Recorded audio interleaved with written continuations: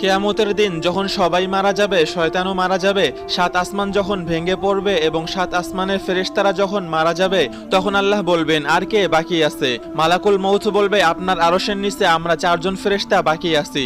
আল্লাহ হুকুম দিবেন, জিব্রাইল ও মিকাইলের জান কবজ করো।